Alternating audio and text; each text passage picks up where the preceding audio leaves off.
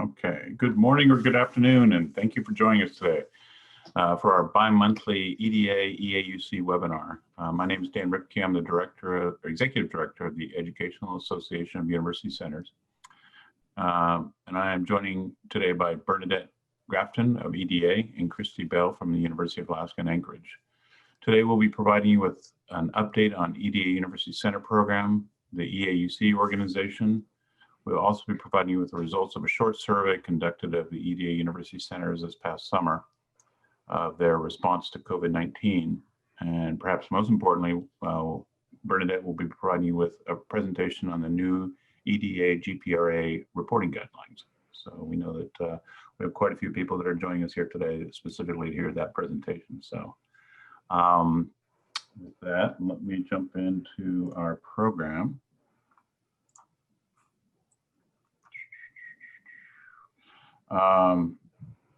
Very quickly on the EAUC, we'll be launching our membership program starting January 1.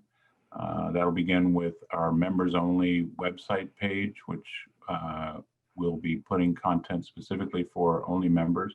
Most of that will be research studies, opportunities for new funding, as well as other news and legislative updates. So we'll be providing that as of the first of the year. We'll also be providing a regular monthly email that will be coming out at the beginning of the month. So be on the lookout for that if you are a current EAUC member. And I will advance over to Bernadette. You had a couple updates from EDA. Yes, thank you, Dan. So just wanted to give you a couple of quick updates. We have a new webpage for our Research and National Technical Assistance Program at EDA. Some of you may have heard about it before, some of you may not know about it at all. This may not even apply to a lot of you, but there are a lot of interesting products coming out of the RNTA program. We have a lot of material up on our website, so I would encourage you to check it out if you're interested in learning about the tools that we have available. The link is clickable. Dan, I wasn't sure if we could go to that just briefly. Let's see. If not, I don't want to waste too much time on it. But it's www.eda.gov/program/RNTA, I believe. Yep, hold on. It's up. It's just on the wrong one. Visible. That's fine. How about now? Oh, there we go. There we go. Yes. Came up on one of my three monitors. On this webpage, you can learn a lot more about the program itself. We have our research and evaluation side of the house and the National Technical Assistance side. And then you can learn more about each of those, including past projects and even a couple of ongoing projects by clicking on each of those sub-programs there. So I would encourage you to check that out if you have some time or are interested. You can go back to the slides. Great. I just posted the link into the chat window, so those people who want to save that link can go ahead and pop over there. Great. The next University Center competition will be in roughly the spring of 2021. We don't have an exact date yet, but it will be covering our Chicago regional office and our Philadelphia regional office, so be on the lookout for that. And another just piece of news I wanted to share with you, some of you already know about this, but we recently held 3 HBCU webinars in coordination with NATO during the month of November. The recordings of each of those are available on the website. You can see the link there. And the theme of it was cultivating strategic engagement for regional economic development. So we were able to highlight 3 or I think 4 university centers who are HBCUs, as well as the work that they're doing with EDDs and just other opportunities for collaboration around economic development. So I'd encourage you to check those out if you're interested. We can go to the next slide now. And for those who are not familiar with universities, what is an HBCU? Historically Black colleges and universities. Okay, just checking.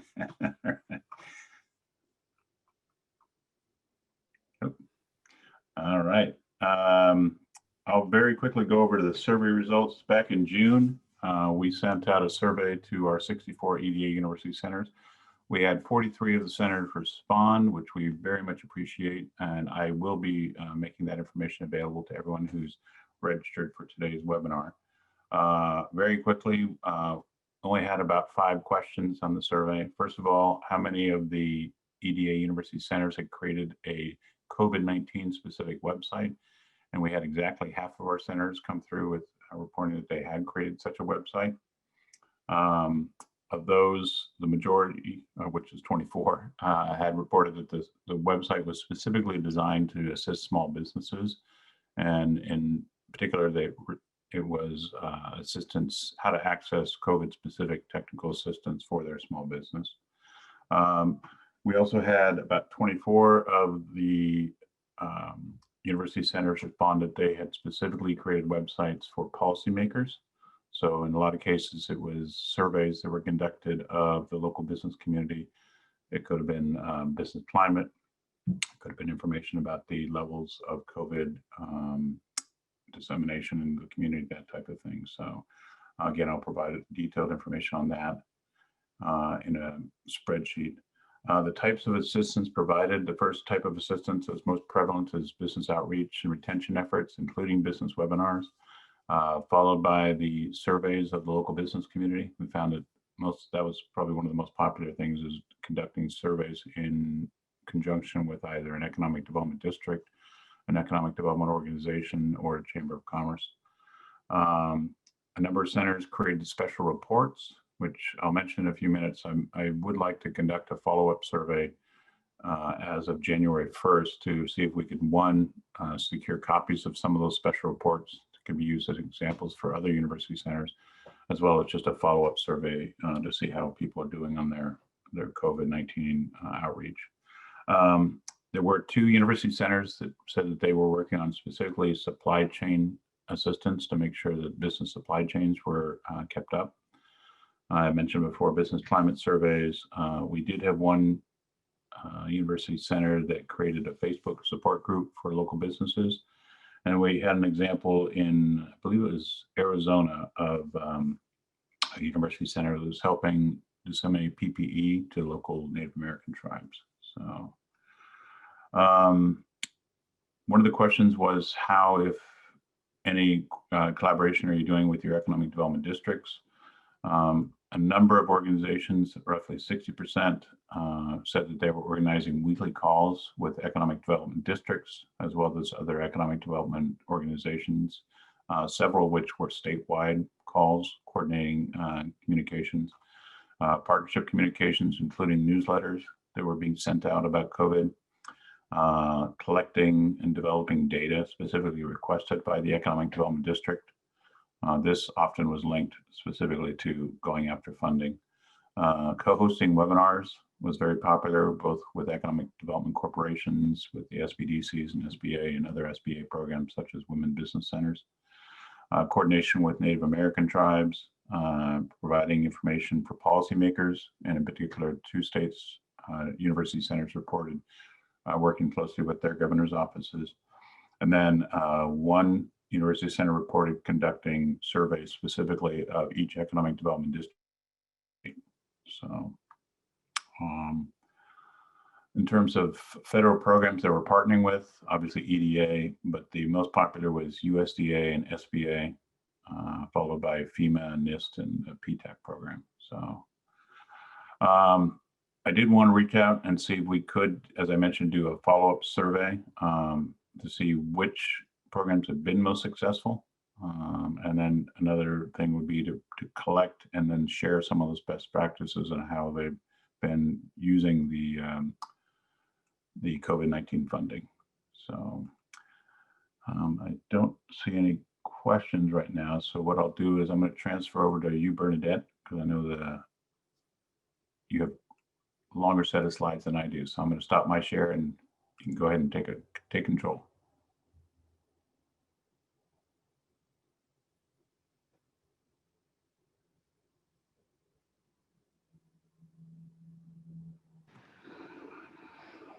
All right. Just need to switch my screen quickly. All right. So some of you may have heard this presentation before. Some of you may have not, but we will be talking a little bit more about University Center specifically.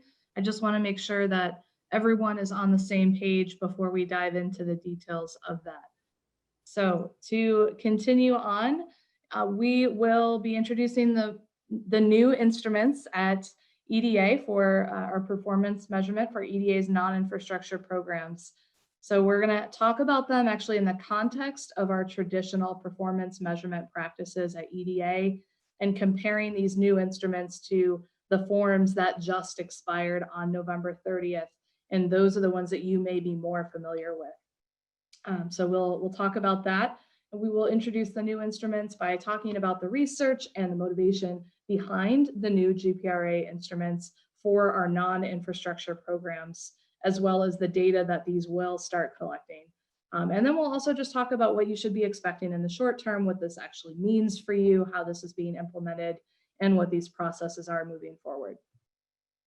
So EDA collects and reports on performance measures in compliance with the Government Performance and Results Act of 1993, which was amended in 2010.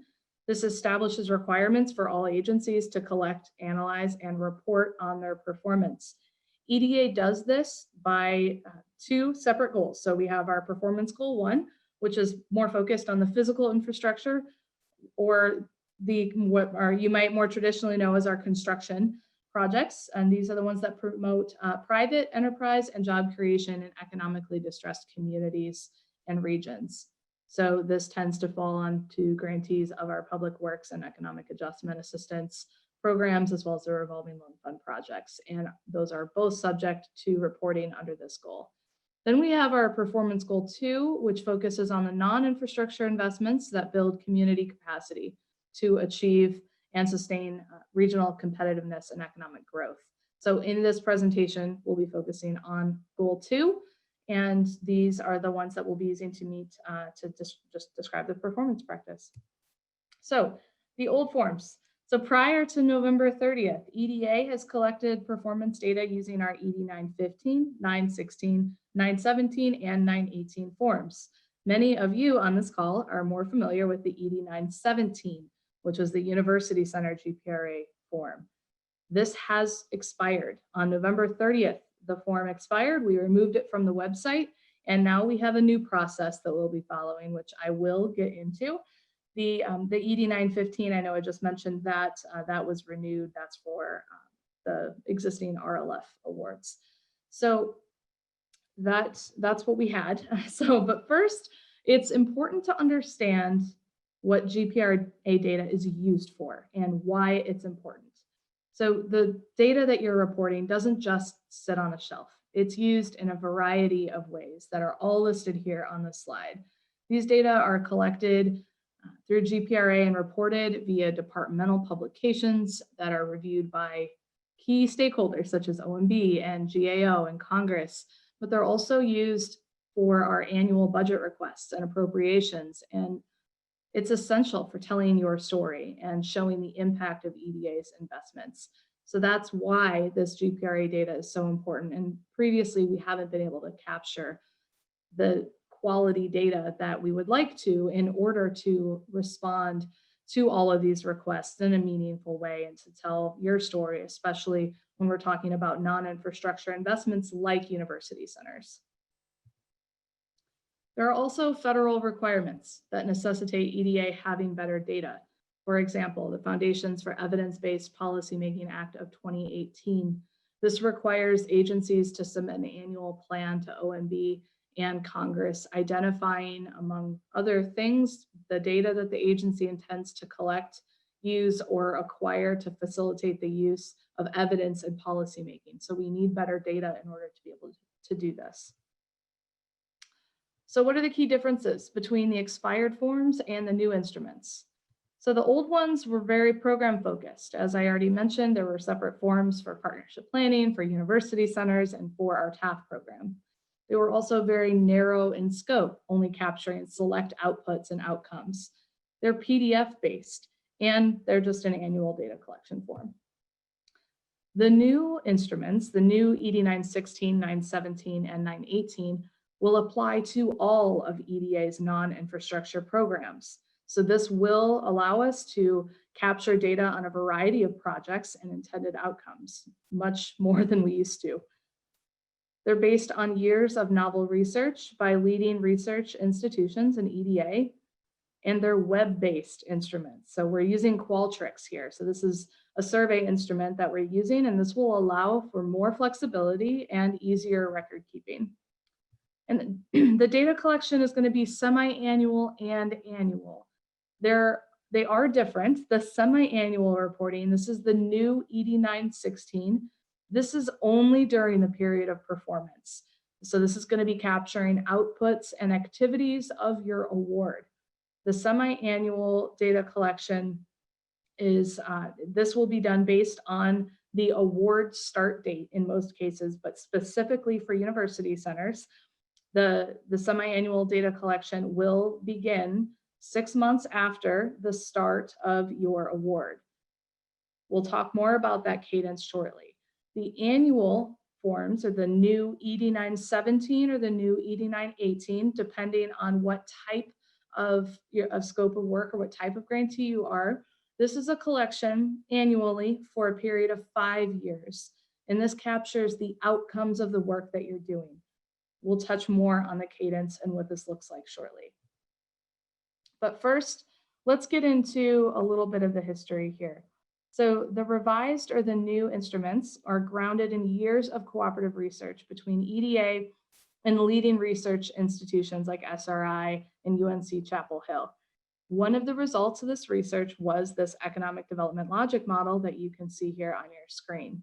From left to right, the model tracks the initial conditions or the baseline conditions, the inputs, the outputs, capacity outcomes, and realized outcomes. I just want to mention here that the initial conditions and the realized outcomes are not an exhaustive list. They will evolve depending on the economic conditions. Because what we're looking at are capacity outcomes and the outputs, we'll be focusing on these two. So there's the outputs of the program activities. The ED 916 will be capturing information under these categories. And the ED 917 or 918, the annual collections, will be focusing on the capacity outcomes. So as I said, the ED 916 is the semi-annual questionnaire.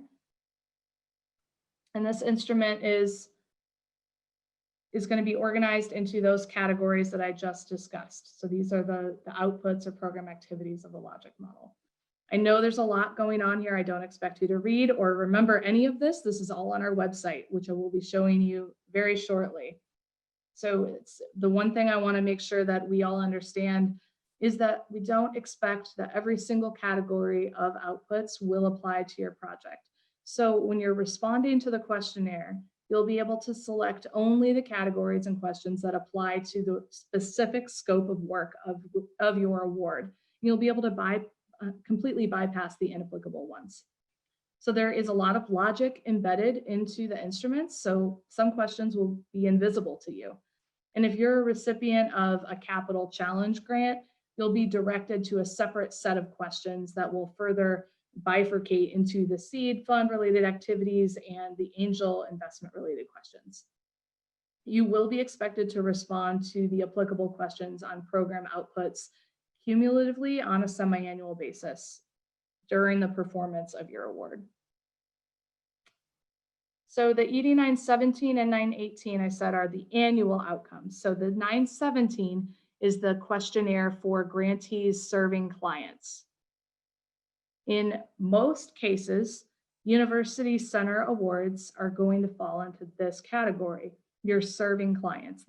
We do have a definition for this. This is essentially where you are responding to a very specific need or a specific request from an entity. And so it's a demand-driven definition. This is a decision point that is made by you and your project officer. The EDA project officer will be primarily making that decision based on the scope of work. But in most cases, we can say that university center awards will be grantees serving clients. So this is the ED 917. Here, this instrument is organized into categories of questions, again, with the flexibility to bypass the inapplicable ones. The instrument is split into two sections. The first one is more about our traditional or longer term outcomes, such as job creation and retention, private investment leveraged, and operating revenue. In this section, you will have the option to click non-applicable or select an option that states that outcomes are expected, but you don't know them right now. The second section of the questionnaire is a broader set of the capacity outcomes. So that's the list in the logic model that you saw a couple of slides ago. These capacity outcomes allow us to capture important milestones and intended outcomes that are more specific to your grant. So this is not information that we've been able to capture before, because now we'll be able to get information about new product introductions and expansion of business networks and new financing and human capital improvements, a number of data points that previously were not available to us. The ED-918, the other annual questionnaire, this is for grantees that are not serving clients. The questionnaire is very similar. There's a couple of different questions here, but for sake of time, I'm going to keep moving. So a few things that I want to make sure that we all keep in mind as you begin to prepare for reporting under this new system. Again, not all categories of questions will apply to your project, so you will be able to bypass those ones. All outcomes that you report should be attributable to the scope of work under your specific grant. The last section of the questionnaires contains a geographic information and narrative section. This is where you can submit a success story or any other information that you would like us to know that you weren't able to convey throughout the questionnaire. You can also access ahead of time the PDF versions of the questionnaire, and we'll go to that website here in a second. You can save your responses as you're completing it and return to filling out the questionnaires later, so you don't have to do this all in one sitting. If you need to stop in the middle of the questionnaire to go and collect more data or get access to information that you just didn't have on hand, you can exit out of the questionnaire and then go back into it by clicking on the same link and complete your questionnaire at a later date. You do have 1 month to complete it from the time the questionnaire is sent out to you. And you can download your responses at the end so that you can keep track of your own data. So I'm going to make sure that we can all see the website. Okay, so this is your new best friend. This is the GPRA website. This is our eda.gov/performance/GPRA. There's a lot of material on this website, and all of this is geared toward helping you prepare for your questionnaires whenever it's time for you to receive them. We go into depth about the cadence. There's a reminder that this is entirely web-based. So you're not downloading a form, filling anything out, and emailing it or submitting it through Grants Online. That is not anything that you are going to be doing anymore. You will still be submitting progress reports and financial reports and all of those other reports that you are required to submit by your EDA grant through Grants Online. This is the GPRA requirement. So this is different from that, and this is entirely through Qualtrics. So you'll be getting a questionnaire, link to the questionnaire emailed to you when it's time for you to start reporting. You'll click on that link, and that will take you to the questionnaire. So you won't be submitting anything to your EDA project officer directly. The ED-916, as I said, is semi-annual, and it's based on your award start date. So whatever your award start date is, after June 1st. So this all began on June 1st, this new process that we've initiated. So this would include your CARES Act awards. That's a separate award from any current University Center award you have. So for your CARES Act award, whatever your award start date was, think 6 months after that, and you should plan to start reporting in your first semi-annual questionnaire around that time. So again, during the period of performance only, the ED-917, that's annually based on the start of your period of performance.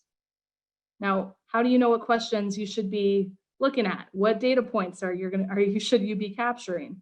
That's something that you should determine by looking at the PDF questionnaires.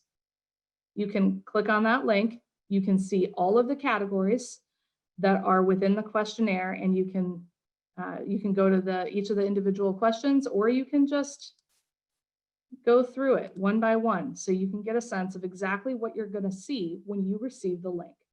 So you'll be entering your grant number, determining what your target beneficiary is here.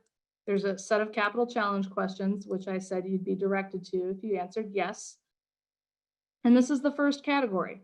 This is the facilities and equipment set of questions. So you'll respond, did the EDA grant support expansion or leasing of facilities and or leasing of acquisition of equipment? In the questionnaire, you would say yes or no. If you say no, it'll direct you to the next category of questions. If you said yes, then you would be obviously going to that set of questionnaires under facilities and equipment. So you can go through all of these to get a sense of what pieces of information are relevant to your scope of work. So this is something that I would highly encourage all of you to become familiar with. It'll make everything easier once you get your questionnaire. So the same thing applies for the ED917. Like I said, the ED916 is there and the ED917 is just below it. So you can see all of the questions there. If you have any questions as you're going through, you can email programevaluation@eda.gov. That is a great resource for you if you have questions about the data itself, if you have questions about the questions in the questionnaire, or anything else, feel free to reach out and somebody will respond. To further guide you and give you a sense of what this might look like for you, we've put together some demos for various grantee types. So for university centers, we have a demo for the ED916 and the ED917. So you can get a sense of what this might look like for a university center grantee to complete the semi-annual and the annual. So I would encourage you to take a look at those. We also have past recorded webinars available. We've got the one we most recently did with NATO for EDDs and for other non-infrastructure grantees. We've got a general one that we recorded back in August. We did another webinar actually earlier in July where we initially introduced all of this. So you can rewatch that if you'd like. And after this webinar is completed and we have the recording, that will also go up here. So that is the website. I would encourage you all to take a look at that and let us know if you have any questions. So we've taken a look at that. Again, this new process applies to grants that were made on or after June 1st of 2020. If you have a grant where the award start date is prior to June 1st, this does not apply to you. For university center grantees who have a grant that started before June 1st, you might have expected to report on GPRA using the old form. You will not be required to do that. We don't really have a mechanism for you to report on GPRA in this interim process during the transition. You should still plan to capture that information in your progress reports and also just to maintain that cadence of tracking and reporting on that, but you won't be able to report through GPRA in this new system until your next EDA award. So I just wanted to make that clear from the beginning because I do know that there's a lot of questions about that. So I'm going to go ahead and stop and see what kind of questions we have.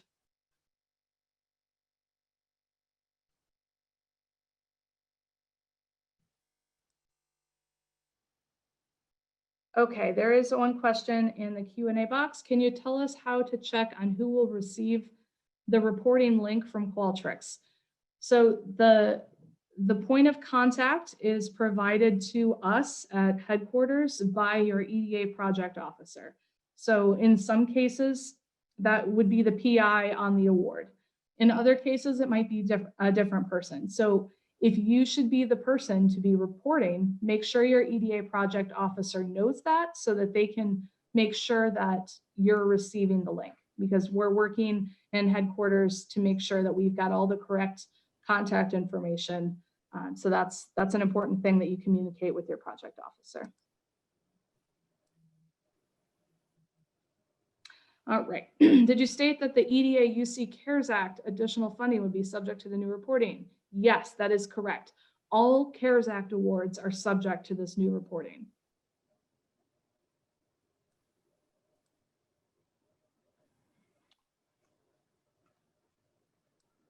There's some additional questions over in chat. Okay. Start date. That's an easy one. Whenever your award is supposed to start, the period of performance start date or the award start date. So not necessarily when the award was made, but when the period of performance started. And the performance and financial report continue as regular through Grants Online. Yes, you will continue to report for your performance progress reporting and your financial reporting will all happen through Grants Online. This is not anything that will be submitted through Grants Online. This is entirely separate.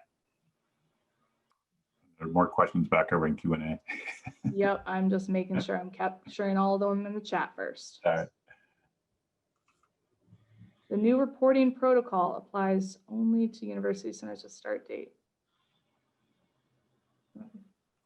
Okay, so the date of reference is June 1st, 2020, and the new reporting applies to any grant that was made on or after that date. So if you are a university center that was awarded your grant last year, you will not be reporting under this until you have a new grant, even if it's just your first year. I know that sounds odd, but unfortunately, that's how we have to do it to avoid having two different data collection processes happening at the same time, and the old forms have expired, so we can't use them anyway.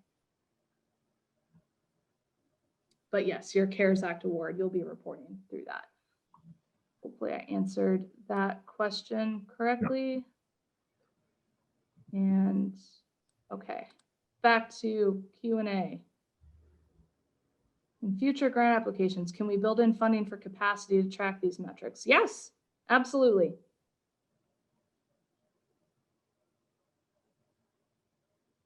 As far as who you contact to let them know about contacts for reporting links, whoever your primary point of contact in EDA is, that's the person you would let them know who should be reporting on GPRA. Will we have access to cumulative data once reporting starts? We really want to be able to provide you with that kind of data, but we first need to make sure that we have the data, that we're able to receive the data, clean it and analyze it, and then develop a reporting system. So our goal is to be able to do that. We don't have a timeline on that for you yet.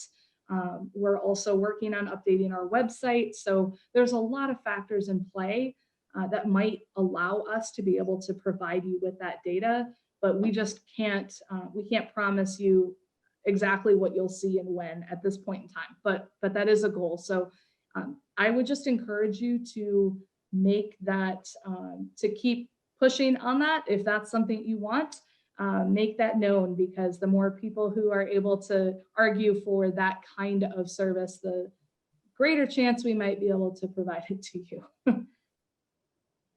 In the new GPRA, the information is about the last year. Okay, yes. So the way you're doing GPRA reporting now is there's a bit of a lag. I know that there's no lag with this. So you'll be reporting for the semi-annual, you're reporting cumulatively at the time you're reporting. So you're not reporting on anything 2 years, you don't have to deal with a lag in your reporting time.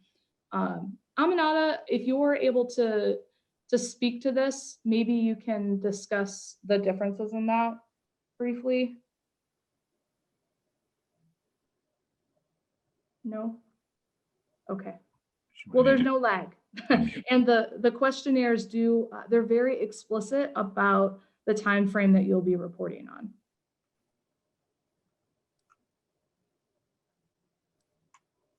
Our current EDA UC award will still use the current GPRA form.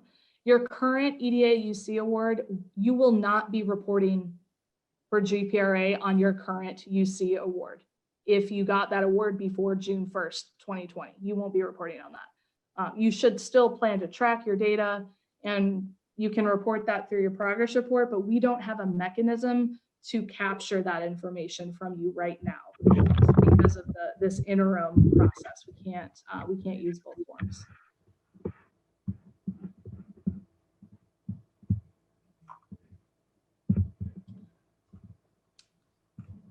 Okay, what else? Back over in the chat box.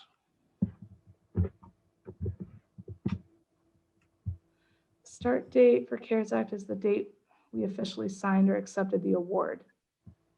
No, not necessarily. It could be different. So the start date is, there's an award period on your grant file. So there's there's an award start date and award end date. So you're going to go by the award start date on your grant file. Bernadette, can you hear me now? You're very faint.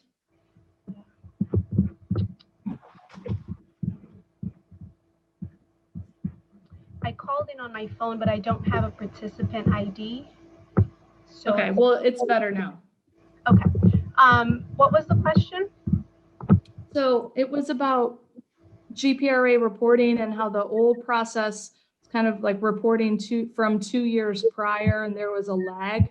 And I was just wondering if you can speak to the differences between that and how we're doing things now. Yeah, so for the new forms, there are no lags. You're expected to report on exactly what's happening within the 6 months time frame and then a year later. So there's no lag, and I understand that might be an issue in terms of maybe, you know, not enough data has been collected in that time frame, but we just want to know exactly what's happening with the activities that you're sponsoring and those outcomes in a year. Thank you. So what happens if if you have a project, what happens if one starts a project in month 6, but results occur 2 months later? Do you report in both 6-month periods? So you're gonna receive 2 semi-annual questionnaires every year and 1 annual questionnaire. And at the time you're reporting, you'll just report on whatever you have information for. I hope that answers the question. Yeah, so you'll be receiving only 1 outcomes questionnaire. So that's the annual questionnaire. So whatever your outcomes are throughout the year, that's when you will report them. In terms of the semi-annual questionnaires, you're reporting on 6 months of activities at a time. So if when the questionnaire was sent to you at the first 6 month mark, you don't have anything to report on then we'll send you another questionnaire in 6 months time, and then you can report on whatever data you have then. Awesome. So I'm just gonna try to do this demo while we've got a little lag in questions. This might prompt some more questions from folks. So the ED916, when you receive the questionnaire and you click on the link, you'll be directed to something that looks a lot like this. So there's a intro letter reminding you that this is intended for semi-annual collection of program outputs or activities under that grant, and you're reporting cumulatively since the start of the performance under your current award, unless stated otherwise. These are the categories of questions. There's reminders that not all of them will apply to you, and also the email address if you have any questions. So you click through this, you enter your EDA award number, your target beneficiary or client of your grant,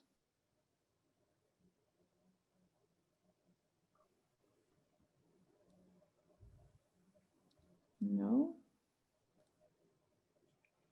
And remember that this questionnaire, you're responding to this questionnaire for your particular EDA award. So if you have 2 awards with EDA, you will be responding with different questionnaires. So this is based on your award scope of work. So your responses and the relevant questions may change depending on your scope of work for your award. So categories of outputs. This tool, as I said, is very flexible. So you can start at the top and work your way down. If you know that you have information available for one of these categories and you need to go back and capture the rest of it in a couple of days when you have the other information available, you can start in the middle or whatever category you want to. So I'm actually just going to go ahead and start at R&D and commercialization. So there's a definition of what this category generally is, what it includes, which say, so you would say yes or no. I'm just going to select yes for this, that this category applies to me. So how many clients did you assist with technology commercialization or licensing? I'm going to say 3. I'm making all of this up as I go, so don't read into this. Which tools did you use to help guide your clients' work? That one. How many clients did you assist with patenting? None. And so you just go through the tool. And I want to show you that up here, if you click on those 3 lines, depending on your screen, you may already have these available to you. These may already be visible, but you can track your progress within the category by seeing the percent there.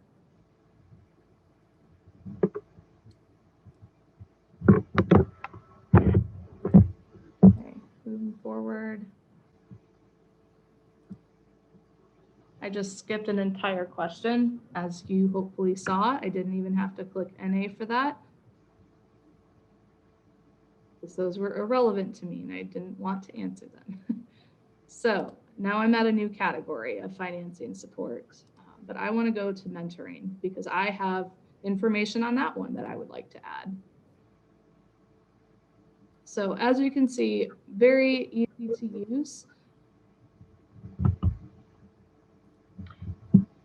As Bernadette already mentioned, you have a month to complete the questionnaire.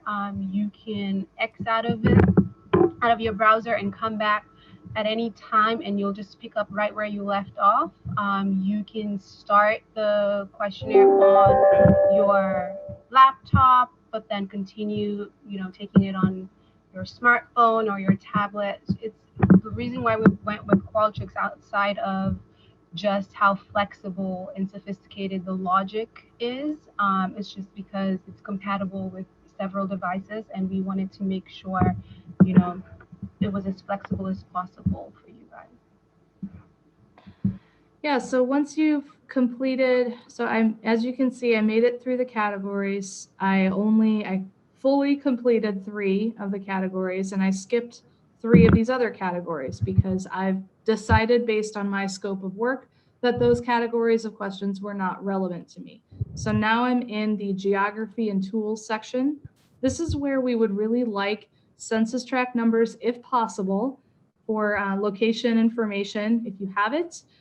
This is information that's based on reported outputs. So if you have outputs available, if you have activities available at the county, census tract, or tribal area level, we would love to have that information so that we can have better location information about where activities are actually happening.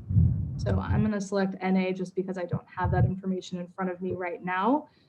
But we're also looking for tools that you've used to plan or assess the progress of your project. We have Stats America links here, but if there's other tools that you're using, we would love to know about it. So we've provided space for that. I'm just going to go ahead and click that one. And then the last section is our narrative section. So this is an opportunity for you to provide a report on your progress or a success story resulting from the EDA grant.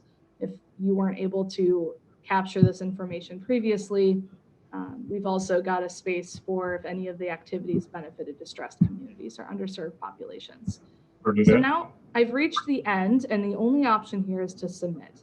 But if you know that there's other data points that you need to report on, but you don't have it right now, as we were saying, you can X out of this and come back to it later to complete those categories. before you submit.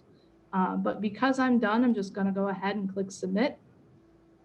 And now I've reached the end of the survey. So we thank you for your time. Your response has been recorded. So you can download the PDF of your responses if you'd like. Otherwise, you're done with this. So that is the ED 916. I'm going to see what other questions came in. So yes, again, you're not accessing Qualtrics through a website. You're not, you don't have an account with anything. All you're going to be doing is you're going to receive a link via email from Qualtrics saying, it's time for you to report on GPRA. This is the link to do it. You click on that and you'll get to what I was just showing you. So there's nothing that you need to do to create an account or go to the website to access that. Just because this is based on your award start date. So you calculating when that's due. Sorry, Amanada, did you want to jump in on that? And Bernadette, The subject of the email from Qualtrics will let you know that this is either the ED 916 semi-annual outputs questionnaire or the annual questionnaire. So you have an inkling of what the email is about, and then you can just click on the link, and it'll take you directly to Qualtrics to answer the questionnaire. And there's a question here that asks if you can go back in to complete. You can go back as many times as you want in that month time frame. To make changes to the data that you've entered, or if you didn't have data for a particular activity or outcome, you can go back and make that change as long as you make those changes before you submit the questionnaire.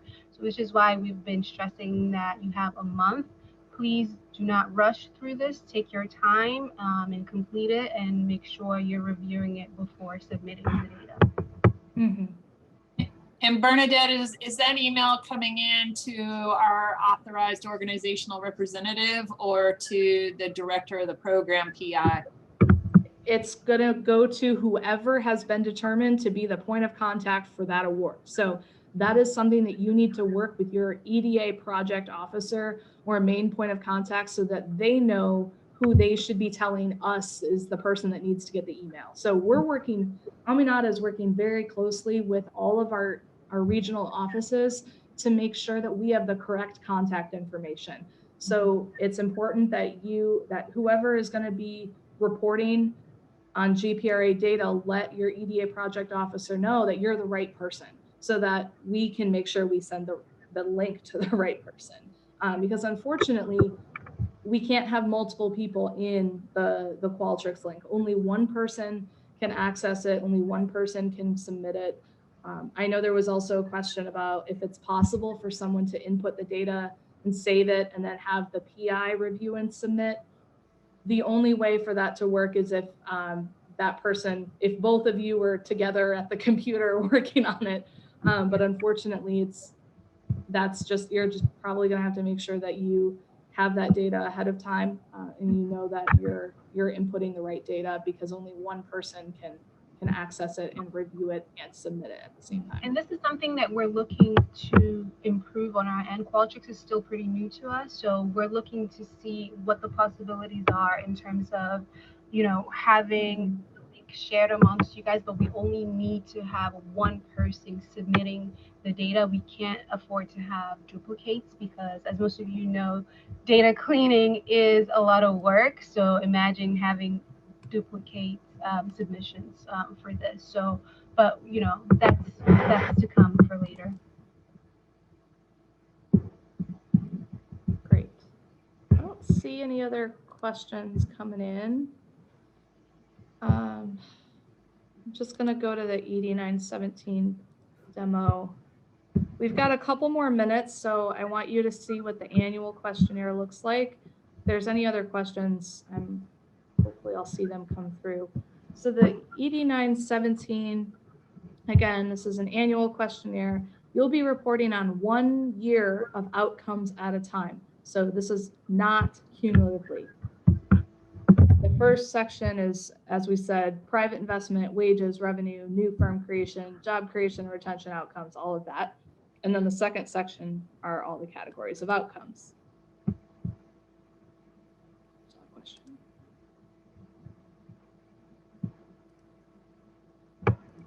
Okay, EDA grant number.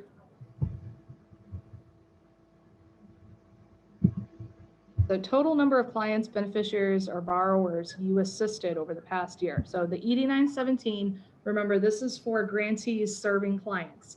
So you should know how many clients or beneficiaries you have. So let's say you worked with five people to help them kind of start up their company or expand their product or whatever that is. Put that number in there. If applicable, what is the target industry of the scope of work? So this is where we're looking for NAICS codes if possible. So hopefully this is information that you can gather ahead of time so that you have it at the time you're submitting the questionnaire. NAICS codes are very helpful for us in terms of data and reporting. So please enter that if you have it. All right, so the first section. Private investment, say no for this one. Unknown but expected.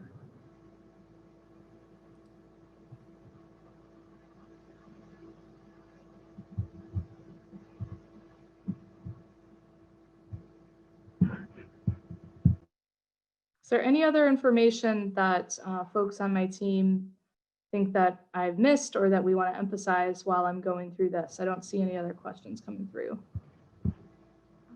No, I think you've pretty much covered everything. The only thing I will add is if there are more questions as you get some time to digest all of this, please contact us at programevaluation@eda.gov. That inbox is available now before you even get sent the questionnaire, but it's also available to you while you're completing the questionnaire. If anything is not clear to you, then please reach out to us and we'll be more than happy to help you with it. Hey, Bernadette, you may have already answered this, but did you define how EDA defines what a client is? Do you use like how many hours of service? No, we don't have that granular of a definition. So a client would be anyone who's come to you for targeted assistance of some kind. Did I capture that right, EDA? Yeah, I'm assuming you mean more than answering a phone call, though. But maybe not. Maybe just providing someone support over an hour-long phone call is considered a client. We're looking to see how capacities were improved. So in whatever way you assisted an individual that came to you for assistance or requested something from you, and through the EDA award, you were able to improve capacities for that person. So they started at one place and you were able to track that they're at someplace else. That's what we're really looking to get from this client's questionnaire. Does that help? Yeah, I think there's really two questions there. One is that, what is a client? A client is somebody who asks you to do something on their behalf. So whether that takes 5 minutes or an hour is not going to determine whether you are a client-facing award or not. But if it takes 51% of the time that you spend on the award, then you're definitely talking about client-facing work as the majority of the work that you're doing. So it's not just the 5-minute technical assistance question, but it is, are you doing something for an organization or for a region that needs your help and is asking for your expertise? So I think that's more art than science, but what we're getting at is exactly what Aminata described. Are you helping to build capacity within an organization that is not your own? So there's that. And then there's another question in the chat box that was related to the different versions of this form. If you're not client facing, you have a form. If you are client facing, you have a different form. And so you're just going to have to wait for sort of the directions on that. But the idea behind all of this is for EDA to better understand how we add value to economic development ecosystems. And there's a great report out on eda.gov/performance. If you want to go to that website, SRI was the research institution who really who did the lion's share of that work. And you can check it out. You can see what they're talking about. And really what this is a new opportunity for EDA to explain its value proposition to our stakeholders, including congressional folks who want to know why they should continue to fund the work that EDA does, and by extension, the work that you do. Thanks, Ryan. Bernadette, there's a question in the Q&A. If we work with our SBDCs and or chambers, et cetera, to help with clients, and both the EDA University Center and SBDC count these people or organizations in their reporting? I guess that depends on exactly what you're doing. If you are assisting clients to help improve their capacity, then that would be work that you're doing under the scope of work, and you should be reporting on that, would be my first response, but without knowing any more detail on that. I would say work closely with your EDA project officer to make that determination. And if we're not able to figure that out that way, then we can have a broader conversation after that. Are there any record keeping requirements for these clients? In other words, if you provided technology commercialization assistance, do you need to have a file in your records at the center for that client? I mean, I think ideally the grantees, all grantees, regardless of what type you are, would be tracking this information throughout their award and have that on file. We can't dictate exactly what that looks like, but you should be able to substantiate the data that you're providing to some degree. I just wanted to add also, although, you know, the questionnaires do not ask for you to upload anything or like Excel files or PDFs or anything like that, if we notice that something's an outlier or something doesn't look right, we will, as Bernadette said, we are working closely with regional staff who have that close relationship with you guys. So we may be reaching out to them to help us reach out to you to understand something that you've provided if we need a bit more clarification. I'll also add one additional thing, which is that under GPRA, there is a validation and verification process where awards are selected. Usually we do a representative sample. And since we are going to be refocusing our efforts on a lot of this GPRA data that is going to be new for us, I would expect that some of these awards will receive some kind of a performance programmatic type audit. So, you know, not related to, you know, an inspector general's kind of audit or investigation or anything like that. But I would expect that at some point we are going to be asked to meet with certain university centers over, you know, how this information is collected and memorialized so that we can perform some validation and verification on the data set as a national focus. Thanks. Okay, so I'm on the ED 917 annual questionnaire. I'm at the geography and tools section. I know we're at the top of the hour here, so I don't want to keep you for very long. Just wanted to finish this out so you can see that both of the questionnaires are very similar in structure, just different questions.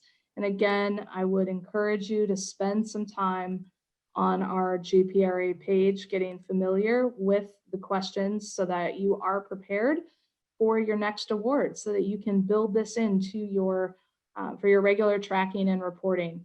So I really hope that this was a helpful and informative webinar for you guys.